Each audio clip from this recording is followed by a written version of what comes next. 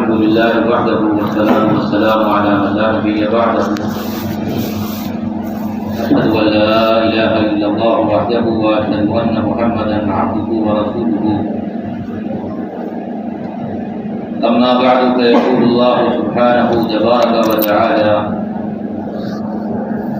إنما يعمر مساجد الله من آمن بالله واليوم الآخر وأقام الصلاة وآتى الزكاة ولم يخش إلا الله وعسى أولئك أن يكونوا من المهتدين.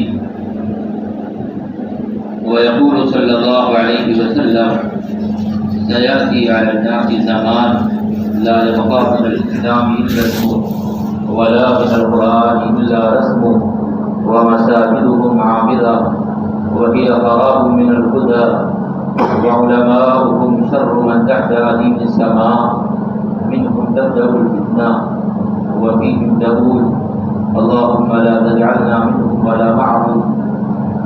رضينا بالله تقدست أسماؤه ربا وبالإسلام دينا وبمحمد صلى الله عليه وسلم نبيا ورسولا وبكتاب الله القرآن المجيد إماما هاديا وحكما عدلا.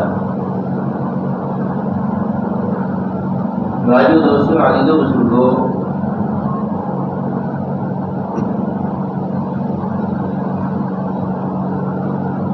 سوال یہ ہے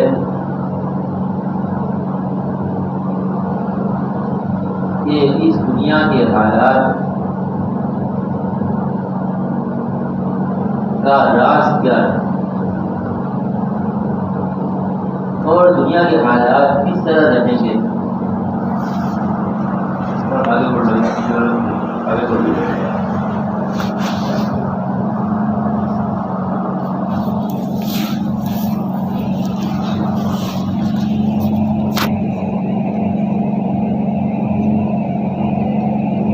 تو میں نے عرض کیا کہ سوال یہ ہے کہ اس دنیا کے حالات کیسے ہوں گے، کس طرح ہوں گے، اور دنیا کے حالات کے اچھے اور برے ہونے کا راز اور وجہ کیا ہے. اس کا جواب یہ ہے کہ جو حال مسجدوں کا ہوگا وہی حال دنیا کا ہوگا. بس آپ اسے یاد کرنا. جو حال مسجدوں کا ہوگا وہی حال دنیا کا ہوگا. اگر مسجد آباد ہوگی تو دنیا آباد رہے گی، اور اگر مسجد ویران ہوگی تو دنیا ویران ہوگی.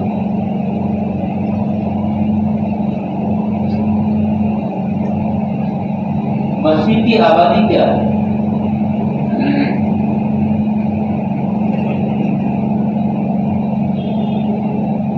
مسجد کی آبادی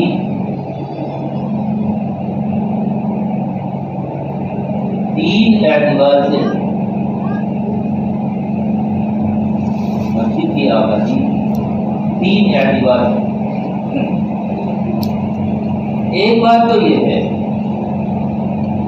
کہ مسجد آباد ہو 24 گھنٹے.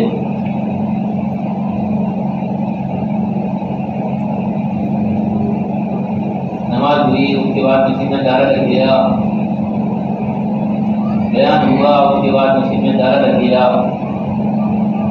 رات ہوئی، مسجد میں دارہ لگ گیا.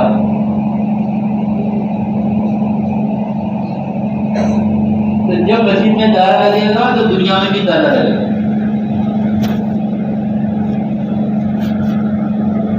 اس لیے بھی حضور اکرم صلی اللہ علیہ وسلم کے جہاں مسجد 24 گھنٹے آباد، اس کو ہمیں سوچنا پڑے گا کہ مسجد 24 گھنٹے آباد.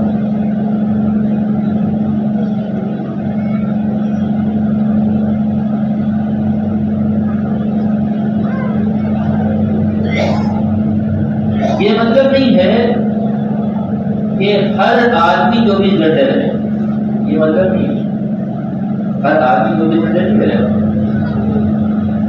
لیکن بدل بدل کر اس طرح نظام قائم ہو کہ مسجد 24 گھنٹے آباد ہے،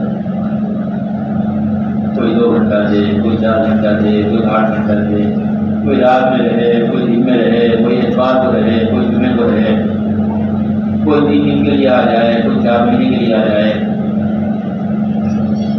لیکن مسجد 24 گھنٹے آباد ہونی چاہیے۔ یہ ایک بات ہے۔ دوسری بات یہ ہے کہ مسجد میں وہ تمام اعمال ہوں جو حضور اکرم صلی اللہ علیہ وسلم کے زمانے میں ہوتے ہیں۔ مسجد میں وہ تمام اعمال قائم ہوں جو حضور اکرم صلی اللہ علیہ وسلم کے زمانے میں قائم تھے۔ اب ہمارے یہاں دین گھٹتے گھٹتے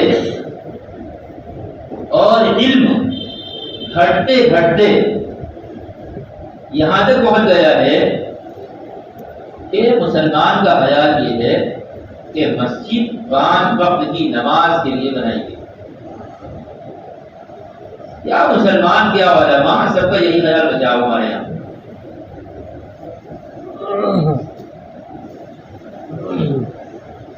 امت کی اکثریت اس جہالت میں مبتلا ہو گئی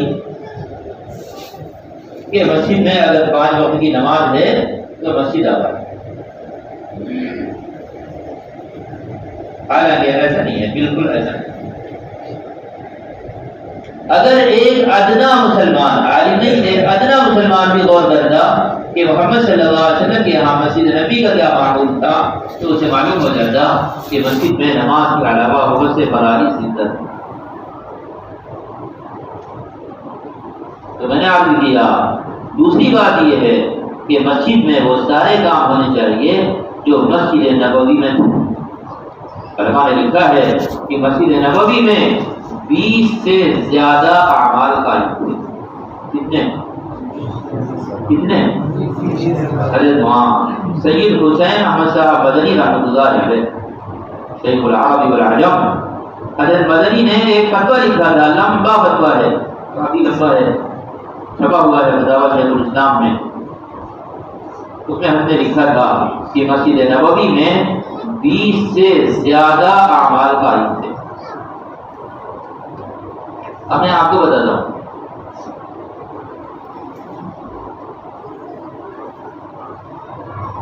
جس طرح نماز فرض ہے، جس طرح نماز فرض ہے، اسی طرح ایمان لانا اور ایمان لاتے رہنا، یہ دونوں باتیں فرض ہیں۔ ایمان لانا اور ایمان لانا اور ایمان لاتے رہنا، میں 2 باتیں کہہ رہا ہوں، ایمان لانا اور ایمان لاتے رہنا۔ 2 باتیں میں کیوں کہہ رہا ہوں؟ 2 باتیں میں اس لیے کہہ رہا ہوں کہ آپ کو یاد ہوگا کہ بچپن میں آپ کو 2 کلمے پڑھائے گئے، ایک ایمان مجمل اور ایک ایمان مفصل۔ ابھی بچوں کو پڑھایا جاتا ہے ایمان مجمل اور ایمان مفصل۔ مجمل کا مطلب یہ ہے کہ ایک بار ہی ایمان لے آنا۔ مثال کے طور پر اس طرح سمجھنا چاہیے کہ یہ مسجد ہے، اس کو کسی نے دور سے دیکھا تو اس نے کہا ہاں یہ مسجد ہے، اس کو اس بات کا علم ہو گیا، اس کا یقین ہو گیا کہ یہ مسجد ہے۔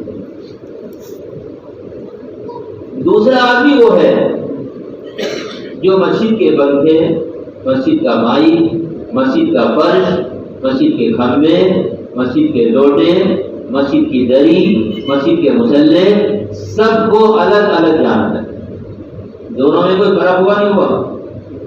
اچھا، یہ دوسری طرح جاننے کو ایمان مفصل کہتے ہیں۔ دوسری طرح جاننے کو فائدہ کیا ہوگا؟ فائدہ یہ ہوگا کہ جو صرف اتنا جانتا ہے کہ مسجد ہے، اس کے سامنے سے ایک آدمی گزرے گا چور اور مسجد کا لوٹا لے کے چلا جائے گا، وہ روک پائے گا؟ وہ روک پائے گا؟ کیوں؟ اس لیے کہ مسجد کا تفصیلی علم اسے حاصل نہیں۔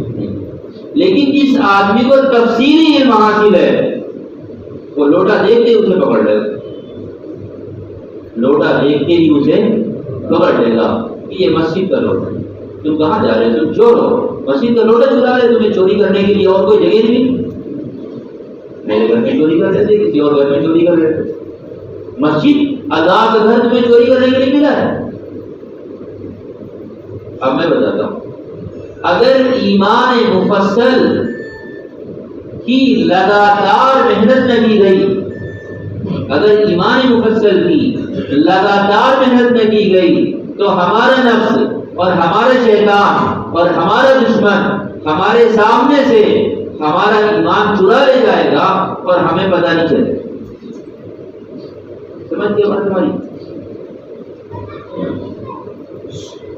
ہمارے سامنے سے ہمارا نفس، ہمارا دشمن اور ہمارا شیطان ہمارا ایمان چرا لے جائے گا اور ہمیں پتہ نہیں چلے گا۔ ہمارا نفس ہم کو ایک بات سمجھا دے گا، وہ ایمان کے خلاف ہوگی اور ہم اس کو قبول کریں گے۔ شیطان ہم کو ایک بات سمجھا دے گا، ہم اس کو قبول کریں گے۔ ہمارا دشمن ایک قانون بنائے گا اسلام کے خلاف اور ہم اس کو اسلام کے موافق سمجھ کر قبول کر دیں گے۔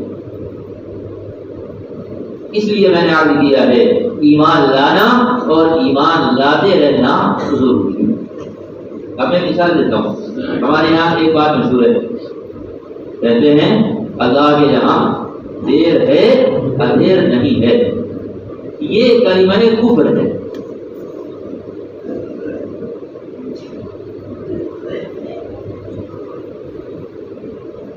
یہ کلمہ کفر ہے، اس سے آدمی کے ایمان کے جانے کا خطرہ بن جاتا ہے، اور اگر وہ بالکل اسی طرح گھڑ جائے اپنی بات پر، سمجھانے کے باوجود بھی نہ سمجھے اور اپنی بات میں کوئی ہیر پھیر نہ کرے تو وہ کافر ہو جائے۔ صحیح بات کیا ہے؟ سنو صحیح بات کیا ہے؟ صحیح بات یہ ہے اللہ کے یہاں نہ دیر ہے نہ اندھیر ہے۔ اللہ کے یہاں، اللہ کے یہاں اس لیے کہ دیر کو حدیث میں ظلم کہا گیا ہے۔ دیر کو حدیث میں، حدیث میں صراحت ہے مَثَلُ الْغَنِيِّ ظُلْمٌ، کہ ایک آدمی قرض ادا کر سکتا ہے، اس کے باوجود ایک مہینے تک وہ ٹرفاتا رہا، ایک مہینے تک اس کا یہ تاخیر کرنا یہ ظلم ہے۔ نماز کا وقت سے مؤخر کر کے پڑھنا یہ ظلم ہے اور اس سے نماز قضا ہو جاتی ہے۔ اگر نبی بھی ایسا کرے تو نبی کی نماز جو قضا ہو جائے۔ اس لیے حدیث میں صراحت ہے کل شیء مرہون بوقت، اللہ تعالیٰ کے یہاں ہر چیز کا ایک وقت متعین ہے۔ اس لیے ایمانی زبان یہ ہے کہ اللہ کے یہاں نہ دیر ہے نہ دیر ہے نہ، اگر دیر ہے تو اس کی وجہ یہ ہے کہ ابھی ہم اس کے مستحق نہیں ہوئے، اس کو دیر نہیں کہتے، اس کا وقت ہی نہیں آیا، اس کا وقت ہی نہیں آیا۔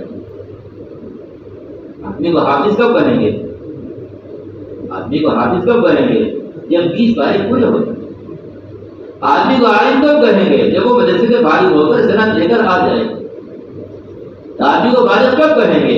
جب وہ 14 15 16 17 سال کا ہو جائے۔ آدمی کو مالدار کب بنیں گے؟ جب کماتے کماتے اس کے بعد تھوڑا بہت مال جمع ہو جائے۔ آدمی کو روزے دار کب بنیں گے؟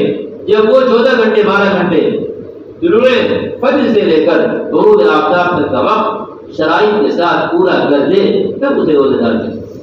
اس سے پہلے کام کو اس نے پورا نہیں کیا۔ ہمارا حال یہ ہے کہ ہم نے کام کو پورا نہیں کیا اور یہ کہتے ہیں اللہ کی یہاں سے دیر ہو رہی ہے، اللہ کی یہاں سے دیر ہو رہی ہے۔ پھر کیسے کریں گے؟ تو میں نے عرض کیا ایمان لانا اور ایمان لاتے رہنا۔ بے شک ہم سب ایمان لا چکے، اس میں کوئی شک نہیں۔ اللہ کا فضل ہے، اللہ کا احسان ہے، ہماری ماں نے، ہمارے باپ نے، ہمارے چچا نے، ہمارے محلے والوں نے، ہمارے رشتے داروں نے، ہمارے اساتذہ نے ہمیں اللہ ہی کا نام بتایا اور ہم یہاں مسجد میں موجود۔ اللہ کا فضل ہے کہ ہم مسجد میں ہیں، روزے سے ہیں، نماز کی حالت میں ہیں، دعوت کی محنت میں ہیں۔ یہ ہم ایمان لا چکے، اس کی بات تو ٹھیک ہے، لیکن دوسرا ایک مستقل کام ہے ایمان لاتے رہنا۔ جس طرح نماز فرض ہے اسی طرح بلکہ اس سے بھی زیادہ ایمان لاتے رہنا فرض ہے۔ ایمان لاتے رہنا فرض، حتیٰ کہ ایک آدمی کی زبان ایمانی زبان ہو، ایک آدمی کی زبان ایمانی زبان ہو، ایک آدمی کا دماغ ایمانی دماغ ہو، ایک آدمی کا دل ایمانی دل ہو، اور ایک آدمی حرام سے کسی بھی قیمت پر رک جائے۔ جب تک اتنی بات نہیں ہے تب تک اس کے لیے ایمان سیکھنا فرض ہے۔ اس کے بعد واجب سنت ہو جائے گا، لیکن اس سے پہلے فرض۔ ابھی ہم سب کا حال یہ ہے کہ ہم سب کھلا حرام گناہوں میں پڑے ہوئے ہیں۔ ہم سب کھلا حرام کاریوں میں پڑے ہوئے، ہم سب۔ ہم مسجد میں آ گئے، ہر نماز پڑھ لی، ہم نے کرتا پہن لیا، اس سے کیا ہوتا ہے؟ اس سے بے شک ایک کام ہو گیا، دو کام ہو گئے، تین کام ہو گئے، چار کام ہو گئے، لیکن سارے کام نہیں ہوئے۔ ابھی تو خوبیوں کا حق کھائے بیٹھے ہیں، خوبیاں زندہ ہیں، ان کو میراث نہیں دے رہے، بہنیں ہیں ان کو میراث نہیں دے رہے۔ چھوڑ دو خوبیوں کو اور بہنوں کو، باپ اپنی بیٹی کو میراث دینے کی فکر میں نہیں ہے، باپ اپنی بیٹی کو میراث دینے کی فکر میں نہیں ہے۔ بیٹی کے لیے حصہ لگا رہا ہے، بیٹی کے لیے کوئی حصہ نہیں لگا رہا، بیٹے کے لیے کوشش کر رہا، بیٹی کے لیے کوئی کوشش نہیں۔ جب گھر بنایا جاتا ہے یہ ایک بیٹے کا ہے، یہ ایک بیٹے کا ہے، یہ ایک بیٹے کا ہے، بیٹی یہ بیٹی، یہ بولو زندہ درگور کر دو، اس کو زندہ درگور کرنا اور کسے کرنا ہے؟ جب گھر بن رہا ہے تو بہن کے لیے حصہ کیوں نہیں نکل رہا؟ باپ جاہل، احمق، ظالم اللہ کے لیے ہوئے نظام کو توڑ رہا اپنے گھر میں، اور اس کے بعد میں سوچ رہا کہ ہمارے گھر میں برکت کیوں ہو جائے، ہمارے گھر میں حافظ قرآن پیدا ہوگا، ہمارے گھر میں عالم دین پیدا ہوگا، ہمارے گھر میں متقی اور عبد القادر جیلانی پیدا ہوں گے۔ قرآن میں 10 جگہ کہہ دیا گیا کلوا من الطیبات واعملوا صالحا، پاک روزی کھاؤ اور عمل اور اچھا عمل کرو۔ یہ روزی پاک نہیں، عمل اچھا کیسے ہو جائے؟ جب روزی پاک نہیں، عمل اچھا کیسے ہو جائے؟ کوئی بھی زمین آئے ہڑپ کر لو، کوئی بھی مال آئے ہڑپ کر لو، بس کسی بھی مفتی کو پکڑ لو، اس سے کوئی بھی فتویٰ دے، آدھی بات بتاؤ آدھی نہ بتاؤ، سوال دریافت کراؤ وکیلوں سے اور فتویٰ لے لو مفتی سے، بس جنت میں چلے جاؤ۔ یہ حرام ہے، کھلا حرام ہے، جو ہمارے معاشرے کا حصہ بن چکا ہے۔ میراث کی تقسیم ہمارے یہاں کا معاملہ نہیں۔ اس لیے ہم نے عرض کیا ہمارے گھر ہیں، ہمارے گھروں میں شرعی پردہ نہیں، ہمارے گھر ہیں، گھروں میں کوئی شرعی پردہ نہیں۔ اس کا دل چاہتا آ جائے، بھائی ہیں، بہنیں ہیں، جداداد بھائی ہیں، خالاداد بھائی ہیں، بوڑھیداد بھائی ہیں، سب گھوم رہے، ٹہل رہے، دنیا بھر کی خرافات پیدا ہو رہی، دنیا بھر کے جھگڑے ہو رہے، لیکن ہائے اگر آنکھیں کھل جاتی اور ہائے اگر دل بیدار ہو جاتا. جب کھلم کھلا یہ تو میں مثال بتا رہا ہوں، ورنہ ایک فہرست ہے حرام گناہوں کی، کبائر کی، بڑے بڑے گناہوں کی جو ہمارے معاشرے کا حصہ بنے پڑے. اس لیے ہم نے عرض کیا کہ جس طرح نماز فرض ہے اس طرح اس سے بھی بڑھ کر ایمان سیکھنا فرض ہے. ایمان سیکھنا فرض ہے. جب فواحش کی اور منکرات کی اور کبائر کی، بڑے بڑے گناہوں کی کثرت ہو جائے تو بھی اگر ایمان سیکھنا فرض نہیں ہوگا تو ہمیں بدل کا فرض ہوگا، بدل کا فرض ہوگا. مسجد میں منتخب کے ذریعے اور مسجد میں فضائل کے ذریعے اور مسجد میں بیانات کے ذریعے ایمان سکھانا ہے. یہ سب ایمان کے حل ہیں، فضائل کے ذریعے اور منتخب کے ذریعے اور حیات صحابہ کے ذریعے اور بیانات کے ذریعے. آپ لوگ بھی بیان کرتے ہیں اور مسجدوں میں علماء مفتیان بھی آتے ہیں، وہ بھی بیان کرتے ہیں. سب کے جو بیانات ہیں یہ ایمان کا حصہ ہے. روزانہ ہمارا قرآن کے ساتھ اور روزانہ حدیث کے ان حلقوں کے ساتھ ہمارا کتنا بیٹھنا ہے.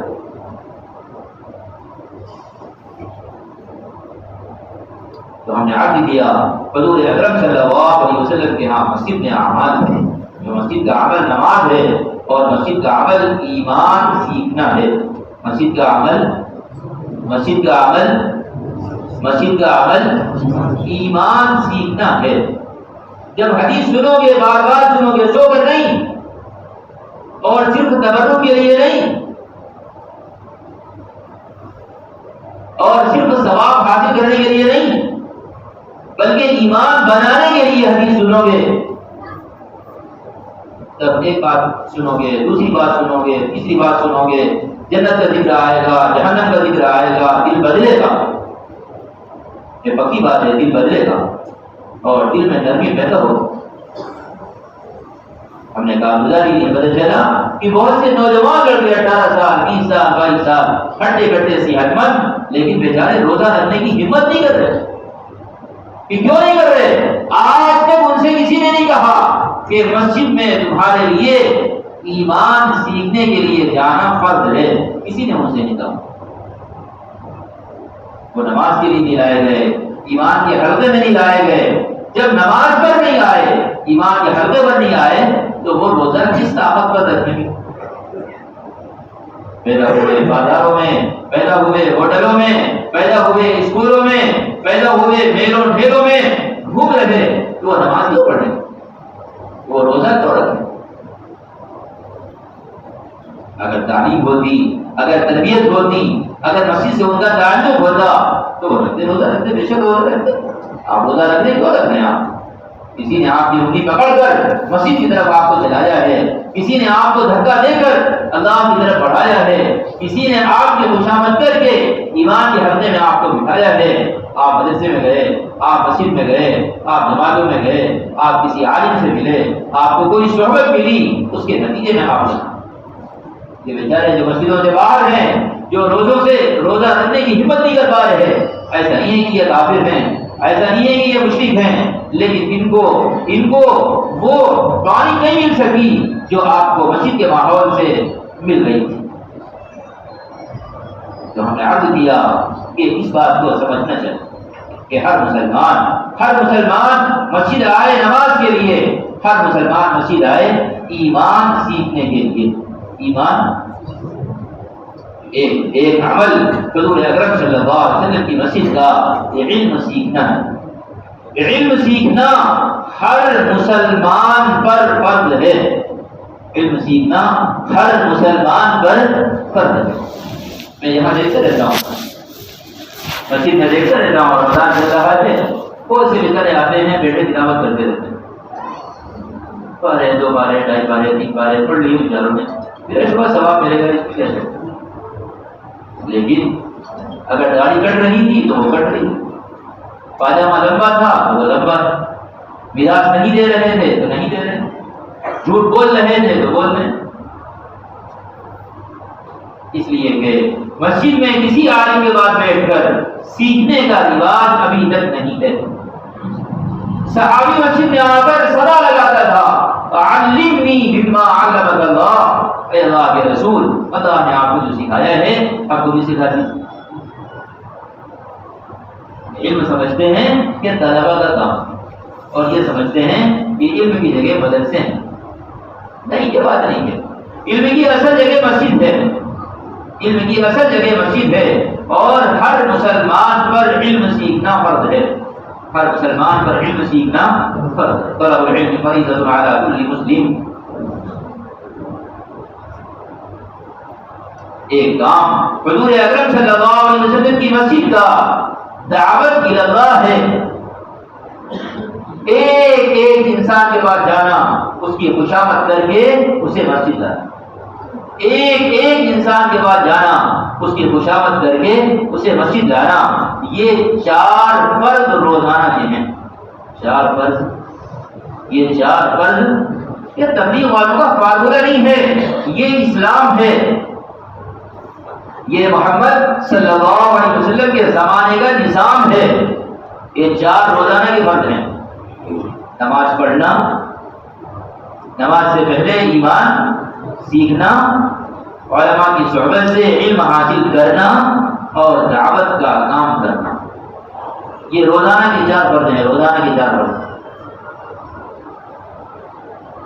تو ہم نے عرض کیا کہ مسجد میں وہ اعمال قائم ہونے چاہیے جو اعمال مسجد نبوی میں قائم تھے، جن کی تعداد 20 سے زیادہ ہے۔ ہم نے تو 4 بتایا۔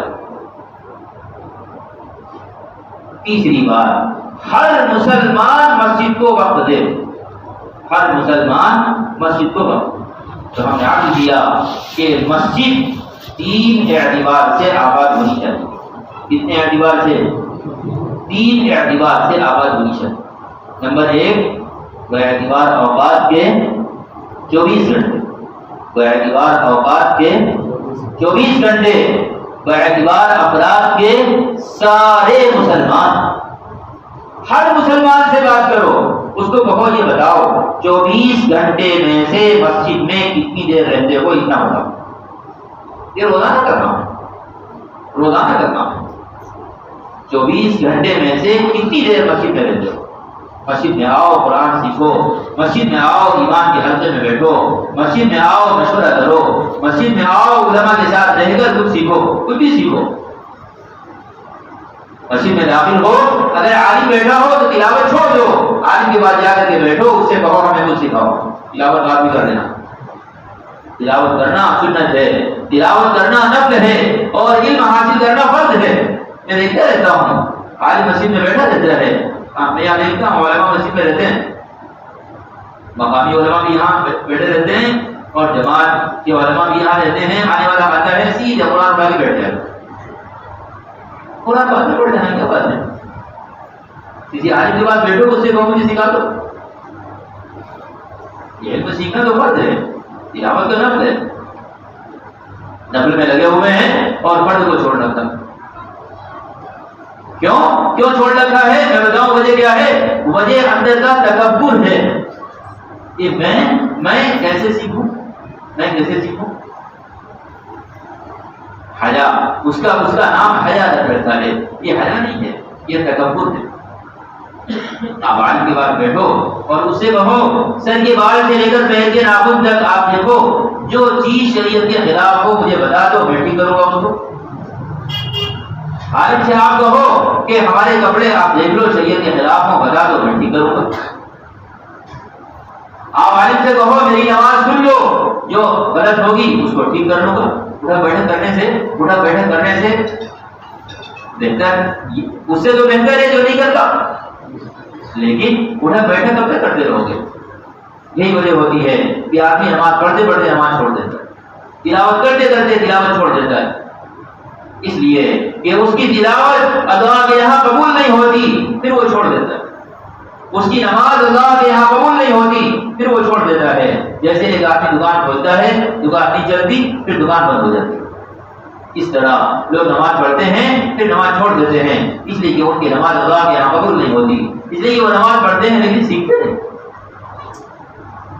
تو ہم نے عرض کیا ہر مسلمان کو یہ سمجھنا ہے، ہر مسلمان کو یہ سمجھنا ہے، ہر مسلمان کو یہ سمجھنا ہے کہ وہ روزانہ مسجد کے لیے کتنا وقت دے رہا ہے وہ بتائے۔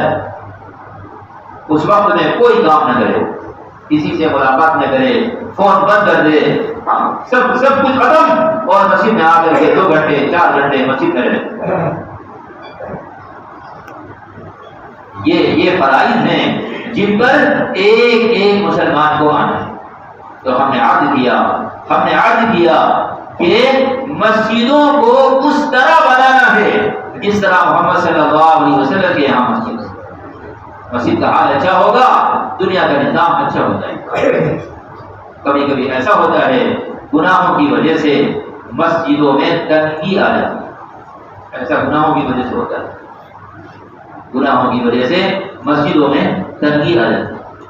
500 سال تک کوئی نبی نہیں آیا، 500 سال تک کوئی نبی نہیں آیا، چنانچہ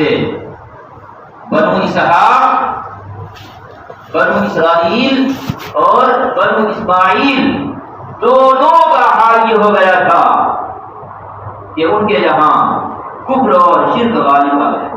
500 سال تک کوئی نبی نہیں آیا عیسیٰ علیہ السلام کے بعد۔ تو ایسا حال ہو گیا کہ جب محمد صلی اللہ علیہ وسلم تشریف لائے تو آپ کے لیے 13 سال تک مسجد بند رہی۔ کیوں بند رہی؟ اس لیے کہ 500 سال تک دنیا میں کفر تھا۔ تو جب گناہ دنیا میں ہوتے ہیں تو اعمال خیر کے دروازے بند کر دیے جاتے ہیں۔ لوگ سمجھتے ہیں کہ یہ غالب آ گئے، انہوں نے قانون بنا دیا، یہ سب تماشا ہے، یہ سب تماشا ہے۔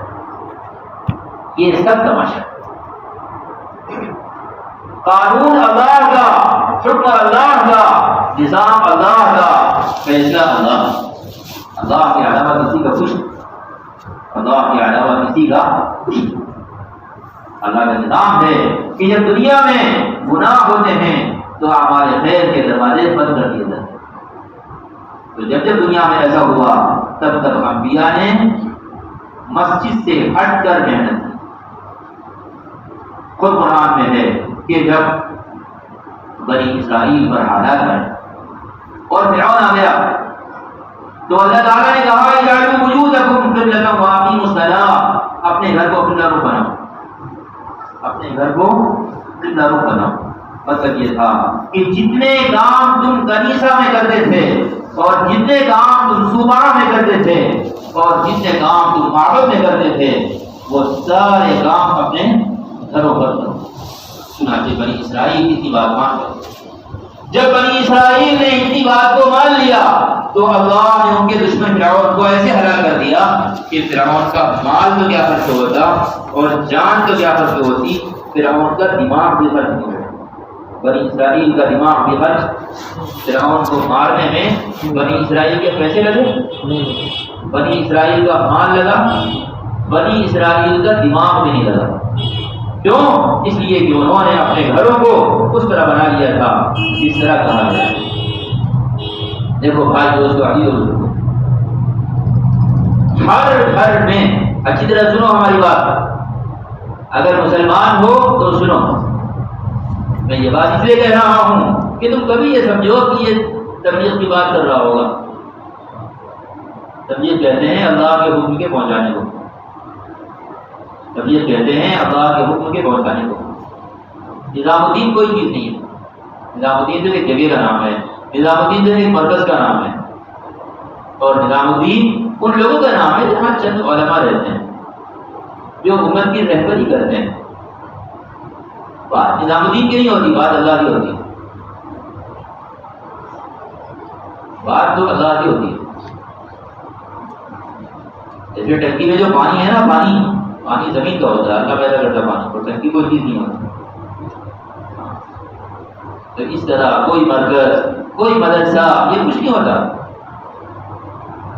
بات اللہ کی ہوتی ہے۔ جہاں اللہ کی زیادہ بات کہی جاتی ہے اس جگہ کو اللہ مرکز بنا دیتا ہے۔ اس جگہ کی طرف اللہ تعالیٰ لوگوں کو رجوع کرا دیتا ہے، اس جگہ کا احترام لوگوں کے دلوں میں پیدا ہو جاتا ہے۔ کیوں؟ وہ اللہ کی بات کہتے ہیں اس وجہ سے۔ میں یہ بات اس لیے کہہ رہا ہوں کہ یہ کوئی بات کہی جاتی ہے تو لوگ سمجھتے ہیں کہ یہ تبلیغ والوں کا کوئی فارمولہ ہے۔ تبلیغ والوں کو کتوں نہیں کاٹا کہ وہ فارمولے بتانے کے لیے دنیا کو، ان کا کوئی کاروبار نہیں ہے فارمولہ بتانے کا۔ وہاں الیاس رحمۃ اللہ علیہ کو جو غم تھا وہ غم اس کا نہیں تھا کہ وہ فارمولے بتائیں لوگوں کو، وہ کوئی حکیم نہیں تھے کہ فارمولے بتائیں، اور کوئی سیاست دانی تھے کہ لوگوں کو چالیں بتائیں، اور کوئی قومی رہبر نہیں تھے کہ اپنی قوم کو آگے لے جانے کی کوشش کریں۔ وہ اللہ کے بندے تھے اور اللہ کے اولیاء میں سے ایک بری تھے، اور محمد صلی اللہ علیہ وسلم کے ایک نائب تھے۔ نبی کا غم ان کے سینے کو کھا گیا تھا۔ تو میں عرض کر رہا ہوں، مسلمان ہو کر بات سنو کہ اپنے گھروں کو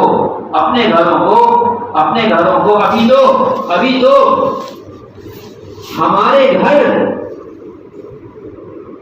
اور غیروں کے گھروں میں کوئی فرق نہیں ہے، کوئی فرق نہیں کہ آپ کسی غیر مسلم کے گھر میں چلے جائیے تو اس کے یہاں کیا ہے، تو بس اتنا فرق ملے گا کہ اس کے یہاں رامائن رکھی ہوئی ہوگی اور ہمارے یہاں قرآن رکھا ہوا ہوگا، بس اس کے علاوہ کوئی فرق نہیں، نہ ان کو پڑھنا نہ ان کو پڑھنا، نہ ان کو عمل کرنا نہ ان کو عمل۔ یہ مسلمانوں کا گھر نہیں ہے۔ مسلمانوں کا گھر کیا ہے؟ مسلمانوں کا گھر یہ ہے کہ مسلمانوں کے گھر میں ایک متعین جگہ ہونی چاہیے، ایک متعین جگہ ہونی چاہیے۔ اگر اللہ توفیق دے تو ایک کمرہ بناؤ، مستقل ایک کمرہ بناؤ، اس میں قرآن ہو، اس میں بہشتی زیور ہو، اس میں تعلیم الاسلام ہو، اس میں دین کی باتیں ہوں، اس میں فضائل اعمال ہو، اس میں منتخب احادیث ہو، اس میں معارف القرآن ہو، اس میں معارف الحدیث ہو، اس طرح 8-10 موٹی موٹی کتابیں ہیں، اور 24 گھنٹے وہ کمرہ آباد رہے۔ اس کو گھر کی مسجد کہتے ہیں۔ اس کو کیا کہتے ہیں؟ اس کو گھر کی مسجد کہتے ہیں، گھر کی۔ تو محلے کی مسجد بھی 24 گھنٹے آباد رہے گی، اور گھر کی مسجد بھی 24 گھنٹے آباد رہے گی۔ کوئی 2 گھنٹہ، کوئی 2.5 گھنٹہ، کوئی 3 گھنٹہ، کوئی 4 گھنٹہ، کوئی 1 گھنٹہ، کوئی 2 گھنٹہ، وہ گھر میں اس طرح نظام بنا کر اس متعین جگہ پر وہ عورت یا لڑکا وہ چلا جائے گا اور پڑھے گا۔ تعلیم ہوگی، سیکھنا سکھانا ہوگا، نفل ہوگی، تہجد، اشراق، سارے کام ہوں گے۔ محلے کی کوئی بہن آ جائے گی تو اس کو بھی وہیں لے جا کر بٹھایا جائے گا، اور اسے دنیا کی باتوں کی بجائے محمد صلی اللہ علیہ وسلم کی باتیں یعنی احادیث سنائی جائیں۔ لیکن ہمارے دلوں کی گندگی ہے کہ محلے کی مسجد میں مردوں کا وقت نہیں لگتا، اور ہم سب کے اجتماعی گندگی کی بات یہ ہے کہ ہمارے گھر میں مسجد کا کوئی تصور نہیں، اور جب رمضان آئے گا تو عورت گھر میں اعتکاف کرے۔ الحمدللہ مسجد کی جو کارگزاری سنائی، آپ میں سے بتاؤ کوئی آدمی کسی کے گھر میں اس کی بیوی، اس کی بہن، اس کی لڑکی اعتکاف میں ہو؟ بتا کوئی گناہ معلوم ہے؟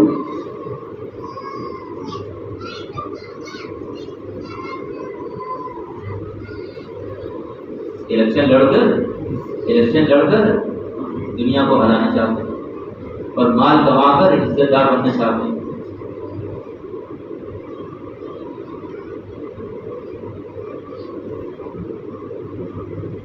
اور انگریزی پڑھ کر یہ سوچتے ہیں کہ ہم دنیا میں غالب آ جائیں گے۔ یہ سب غلامی کے راستے ہیں، یہ سب غلامی کے راستے ہیں۔ اس میں کوئی بھی راستہ تمہیں عزت کی طرف نہیں لے جائے گا، نہیں لے جائے گا، نہیں لے جائے گا۔ اس میں کوئی راستہ تمہیں عزت کی طرف نہیں لے جائے گا۔ ہمارے سامنے تو 2 تاریخ ہے، ایک تاریخ صحابہ کی ہے، تابعین کی ہے، علماء کی ہے، اولیاء اللہ کی ہے، اور ایک تاریخ مالداروں کی، الیکشن لڑنے والوں کی، انگریزی پڑھنے والوں کی، اور جھوٹ بولنے والوں کی اور ظلم اور قتل اور غارتگری کرنے والوں کی دونوں کی تاریخ کھلی ہوئی ہے. کس راستے پر جا رہے ہو؟ کس راستے پہ جا رہے ہو بتاؤ؟ یہ بڑی بات سمجھ میں نہیں آتی. اندھے بن کی بھی کوئی حد ہوتی ہے. تو ہم نے عادی کیا کہ دوسری بار اپنے گھروں کا 24 گھنٹے آباد رکھنا ہے. الحمدللہ میرے علم میں ایسے گھر ہیں جہاں الحمدللہ عورتیں معتکف ہیں. ایسا نہیں ہے کہ مسجد میں کوئی کارگزاری نہ ہو تو دنیا میں کچھ نہیں ہو رہا ہے. ایسا نہیں. آپ کو نہیں خبر کوئی بات؟ آپ کیا نہیں ہے کوئی بات؟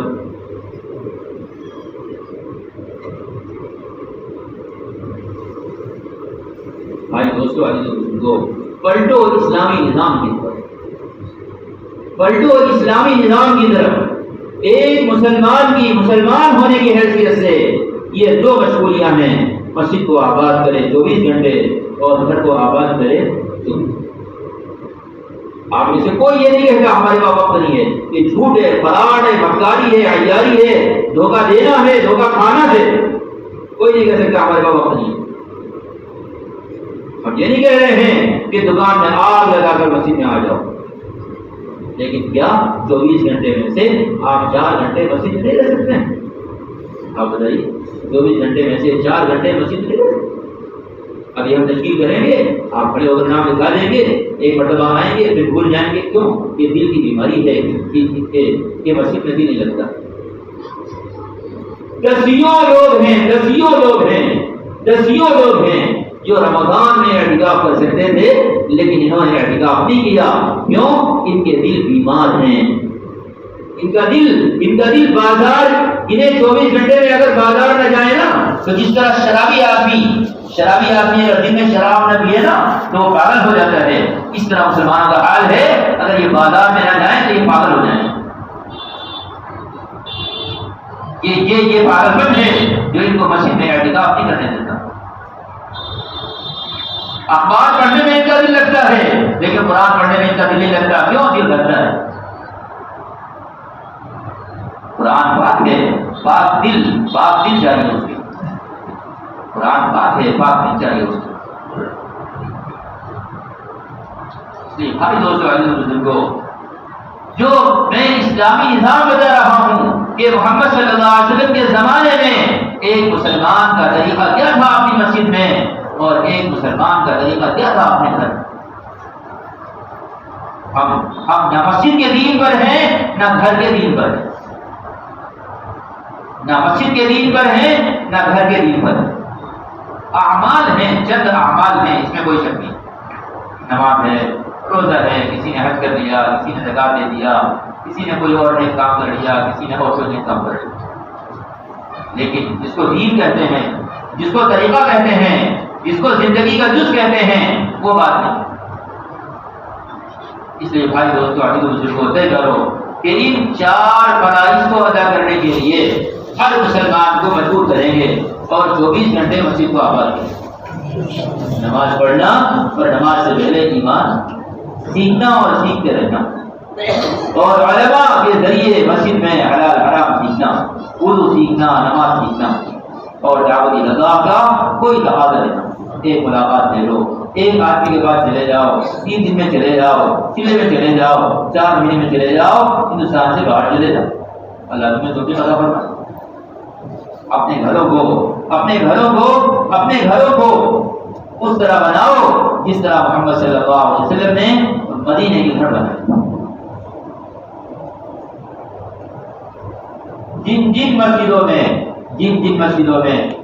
مسجدوں میں ابھی تک اعتکاف نہیں ہو سکا، ان سے کہو کہ جتنے دن باقی ہیں کم سے کم اتنے ہی دن کا وہ اعتکاف، رمضان کے آخری ایام چل رہے ہیں.